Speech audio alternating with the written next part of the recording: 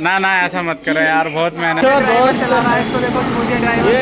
ये देख लो भाई, देख लो देख लो, अरे गाड़ी देख ले रे बहन। तो भाई लोगों, ये हमारी कार है जो हमने आगरा में बुक करी है, और बुक करने के बाद हमने लगेज अपने इसमें भर दिए हैं।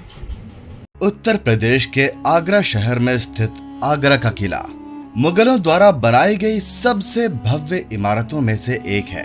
बताया जाता है कि ये किला पहले बादलगढ़ किले के नाम से प्रसिद्ध केवल ईंटों से बना हुआ एक किला हुआ करता था, जिस पर मुगलों से पहले मोहम्मद गजनवी, सिकंदर लोदी, इब्राहिम लोदी और हेमू का भी राज हुआ करता था। लेकिन उस समय तक ये किला खंडहर के रूप में तब्दील हो चुका था। सन 1558 में मुगल बादशाह अकबर जब यहाँ आए तो उन्होंने इस जगह के महत्व को देखते हुए यहाँ अपना किला और राजधानी बनाने का फैसला किया। आगरा किले का निर्माण अकबर ने सन 1565 में शुरू करवाया था और इसको 8 सालों में यानी कि 1573 तक पूरा बनवाकर तैयार करवा दिया था। बाद में उनके उत्तराधिकारी मुगल बादशाहों ने यानी कि जहांगीर, शाहजहां और औरंगजेब ने इस किले का विस्तार और नवीनीकरण का काम अगले 95 साल तक करवाया और सन 1660 में आखिरकार इसको वो रूप मिला जो आज आप देख पा रहे हैं। बताया जाता है कि उस समय इस किले को 4000 कारीगरों की मदद से 35 लाख रुपए में बनाकर तैयार करवाया गया था। 2.5 किलोमीटर के विशाल क्षेत्र में फैले हुए इस किले का 75% एरिया इंडियन आर्मी के अंडर में है, जो कि मुगल काल में मुगल आर्मी के अंडर में और अंग्रेजों के समय में ब्रिटिश आर्मी के अंडर में हुआ करता था। सफेद संगमरमर और लाल बलुआ पत्थर से बनाए गए इस किले को मुगल और हिंदू दोनों ही शैलियों से मिलाकर बनाया गया है। शाहजहां और मुमताज के लिए यहाँ बनाए गए इस खास महल में इतनी खूबसूरत नक्काशी की गई है कि आप इसको देखते रह जाएंगे। किसी जमाने में यहाँ की दीवारों पर गोल्ड और कई तरह के बहुमूल्य रत्न लगे हुए थे और जब यहाँ मशालें जलाई जाती थी तो ये पूरा महल रंग बिरंगी रोशनी से जगमगा उठता था और यहाँ का नजारा देखने लायक हुआ करता था। किले की सुरक्षा के लिए इसके चारों ओर 70 फीट ऊंची दीवार और सुरक्षा खाइयां बनाई गई हैं, जिनमें मगरमच्छ, घड़ियाल और जंगली जानवर छोड़ दिए जाते थे। इस कड़ी सुरक्षा को कोई पार भी कर ले तो बादशाह की सेना इस रैंप से दुश्मन पर पत्थर के गोले गिराकर उनको मार दिया करती थी। उस जमाने में यहाँ क्रॉस वेंटिलेशन और महल को ठंडा रखने के लिए ऐसा इंतजाम किया गया था जिसके बारे में जानकर आप हैरान हो जाएंगे। यही नहीं बल्कि यहाँ बना ये ड्रेनेज सिस्टम और यहाँ इन फव्वारों को चलाने की टेक्नोलॉजी भी इतनी अद्भुत है कि आप सोचने पर मजबूर हो जाएंगे कि उस जमाने के लोग कितने कुशल थे। इस किले में बनी इमारतें आज भी मुगल राजशाही को बखूबी दर्शाती है।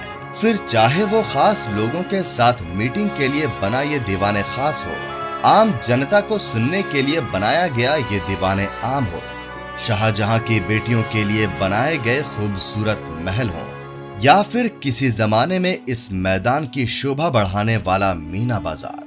यहाँ आपको एक से एक खूबसूरत महल और उनमें की गई सुंदर कलाकारी देखने के लिए मिल जाएगी, जो पूरी तरह से अपने असली रूप में नहीं दिखाई देती है, क्योंकि उनमें से कुछ को अंग्रेजों ने नष्ट कर दिया और कुछ को हमारे लोकल पर्यटक ने। इसी आगरा के किले में औरंगजेब ने मराठा योद्धा छत्रपति शिवाजी महाराज को छल से आगरा बुलाकर 3 महीने तक बंदी भी बनाकर रखा था।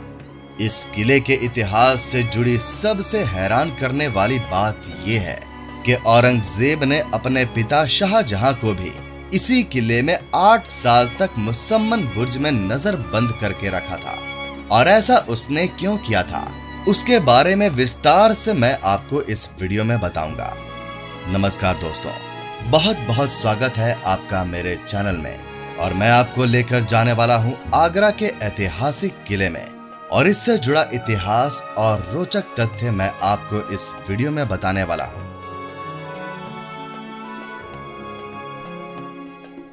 विश्व प्रसिद्ध ताजमहल से मात्र 2.5 किलोमीटर की दूरी पर स्थित आगरा का किला न केवल मुगलों द्वारा बनाई गई भारत की सबसे भव्य इमारतों में से एक है, बल्कि ताजमहल के बाद पर्यटकों द्वारा आगरा की सबसे ज्यादा घूमे जाने वाली इमारत भी है।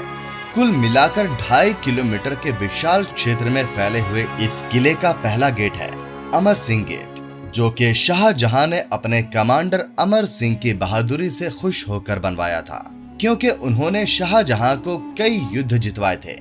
ये जो सामने में आप मोट यानी कि रक्षा खाई देख रहे हैं, ये वाटर मोट है, जिसमें मगरमच्छ और घड़ियाल छोड़ दिए जाते थे, जिससे कि कोई भी दुश्मन इस किले में प्रवेश ना कर पाए। अगर किसी तरह वो इसको पार कर भी ले तो यहाँ किले की सुरक्षा के लिए 2 दीवारें बनाई गई हैं, जिनमें से बाहर वाली दीवार की ऊंचाई 40 फीट है और अंदर वाली दीवार की ऊंचाई 70 फीट है। इन दोनों दीवारों के बीच में भी एक रक्षा खाई है, जिसमें जंगली जानवर जैसे कि शेर और चीते छोड़ दिए जाते थे, जिससे दुश्मन किसी भी कीमत पर किले की दीवार पर न चढ़ पाए।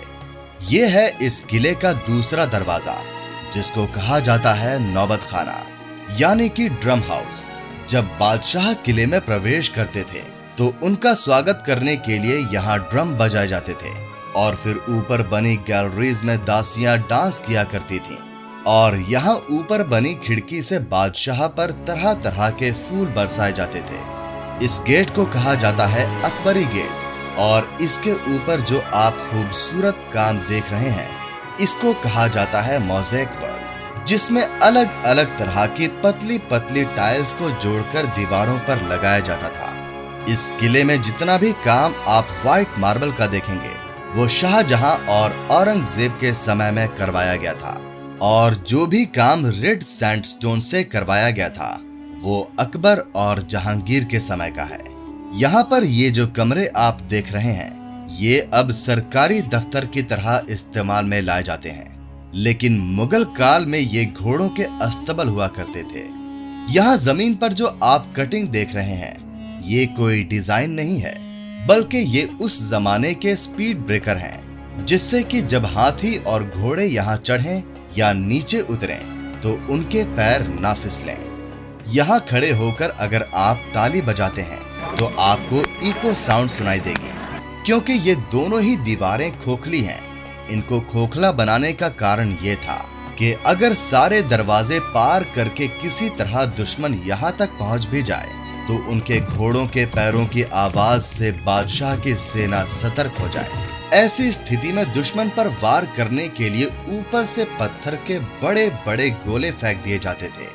अगर दुश्मन दीवारों का सहारा लेने की कोशिश करते थे तो एक तरफ से गर्म तेल और दूसरी तरफ से गर्म पानी गिराया जाता था, जिससे कि वो फिसल कर गिर जाए और पत्थर के गोलों के नीचे आकर मर जाए। इस गेट को कहा जाता है एलिफेंट गेट और यहीं से हम इस किले के बाहर आएंगे। यहाँ दाएं ओर में जो आप दीवार देखेंगे, वहां पर अकबरी महल हुआ करता था, लेकिन 1761 में जब भरतपुर के जाट राजा सूरजमल ने यहाँ आक्रमण किया था, तब उन्होंने ये पूरा महल ध्वस्त कर दिया था।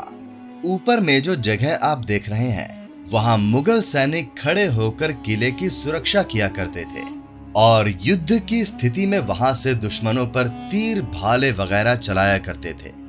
ये है जहांगीर का बाथ टब यानी कि स्नान कुंड, जो कि उनको उनके पहले जन्मदिन पर उनके मामा ने उपहार में दिया था। ये एक सिंगल पीस स्टोन में बनाया गया है और इसमें कोई जॉइंट नहीं है। इसमें चढ़ने उतरने के लिए 3 सीढ़ियां बाहर और 3 सीढ़ियां अंदर की तरफ दी गई हैं। जहांगीर जब छोटे थे तब उनकी दासियां उनको इसमें स्नान करवाया करती थीं, लेकिन जब वो बड़े हुए तो वो इन सीढ़ियों की मदद से खुद अंदर जाकर नहा लिया करते थे।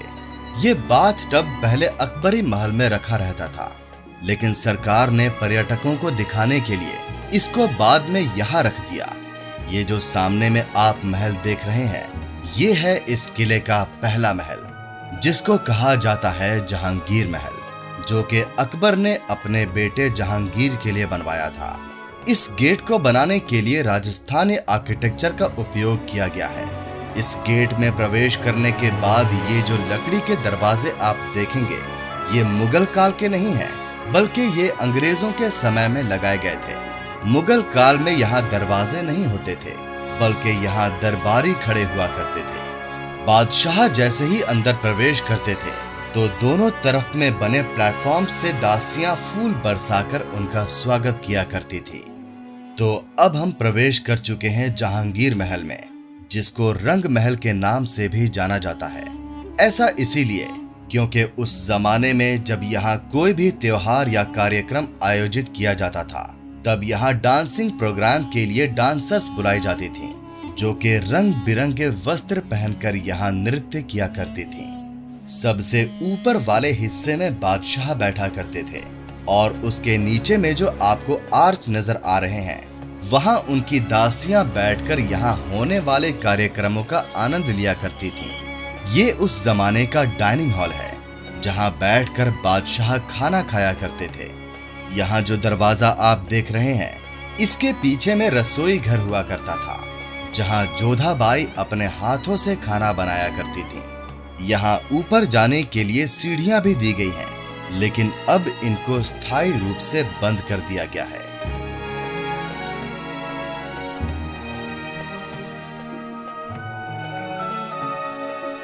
महल के इस भाग को जहांगीर के बेडरूम के तौर पर जाना जाता है।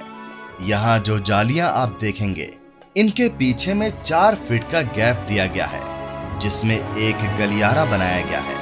इसको बनाने का कारण ये था कि उस जमाने में अलार्म तो होते नहीं थे, तो इस गलियारे में दासियां घुंघरू पहनकर घूमा करती थीं, जिससे जहांगीर उठ जाया करते थे। जहांगीर को पढ़ाई करने का काफी शौक था और उनको 7 अलग अलग भाषाओं का ज्ञान था, तो ये उस समय उनकी लाइब्रेरी हुआ करती थी। लेकिन क्योंकि इस इमारत को बने 450 साल हो गए हैं, इसीलिए ये आपको काफी खराब स्थिति में दिखाई देगी। मुगल काल में यहाँ पर भी दीवारों पर बेशकीमती पत्थर और हीरे जवाहरात लगे हुए थे, लेकिन वो सभी बाद में अंग्रेज लूट कर ले गए। महल के इस भाग में खुला हुआ आंगन है और आपको यहाँ बहुत से झरोखे दिखाई देंगे, जिनके पीछे बहने वाली यमुना नदी की ठंडी हवाएं यहाँ तक आती थीं। इसीलिए इसको झरोखा महल भी कहा जाता है। इस किले में उस जमाने में ऐसा ड्रेनेज सिस्टम बनाया गया था, जो कि आज भी पूरी तरह से काम करता है और बारिश के समय सारा पानी इन छेदों से होते हुए यमुना नदी के ओर निकल जाता है। ये जो कक्ष आप देख रहे हैं, ये उस जमाने का विंटर पैलेस हुआ करता था और यहाँ बने कमरों को मुगल काल में बादशाह और उनका परिवार सर्दियों के समय में इस्तेमाल किया करता था। किले के इस भाग को कहा जाता है समर पैलेस, जिसको उस समय में हवा महल और शाहजहानी पैलेस के नाम से भी जाना जाता था। इसमें 3 कमरे दिए गए और बड़ी खूबसूरती से ये आर्चनुमा गेट्स बनाए गए हैं। इसकी छत पर डायमंड शेप का डिजाइन बनाया गया है, जिसमें उस जमाने में शीशे लगे हुए थे। इसके नीचे में मशालें जलाई जाती थी और जब मशाल की रोशनी यहाँ लगे शीशों पर पड़ती थी, तो ये पूरा महल रोशनी से जगमगा उठता था। यहाँ इस दरवाजे के दोनों तरफ जो दीवार आप देखेंगे, इन्हें खोखला बनाया गया है। ये डबल वॉल है, जिसके बीच में 2 फुट का गैप है। उस जमाने में इन दीवारों को बनाने के लिए मुल्तानी मिट्टी, चने की दाल, उड़द की दाल, गुड़ और चूने का इस्तेमाल किया गया था। इसके ऊपर में पानी का टैंक हुआ करता था, जिससे दीवारों के बीच के गैप में पानी भरा जाता था। यही वजह थी कि भले ही यहाँ कितनी भी गर्मी क्यों ना हो, यहाँ की दीवारें हमेशा ठंडी रहती हैं। उस समय में यहाँ चारों ओर पर्दे लगाए जाते थे। तो आप सोच रहे होंगे कि फिर हवा कहाँ से आती थी? तो यहाँ से थोड़ा आगे चलने पर हम यहाँ की मैजिक विंडो का कमाल देखेंगे। उससे पहले मैं आपको बताता हूँ कि दीवारों के भी कान होते हैं। ये कहावत यहाँ बिल्कुल सही बैठती है, क्योंकि यहाँ अगर आप इस तरह से दीवार के पास जाकर बात करते हैं, तो सामने वाली दीवार पर आपको एक एक बात बिल्कुल साफ सुनाई देगी। अगर आपने मेरा अकबर के मकबरे का वीडियो देखा है, तो आपको याद होगा कि वहां भी ठीक इसी तरह की दीवारें बनाई गई हैं। आइए अब आपको वो मैजिक विंडो दिखाता हूँ जिसका थोड़ी देर पहले मैंने जिक्र किया था। अगर मैं आपसे पूछूं कि ऊपर में जो खिड़की आप देख रहे हैं ये खुली है या बंद है, तो आपका जवाब यही होगा कि ये बंद है।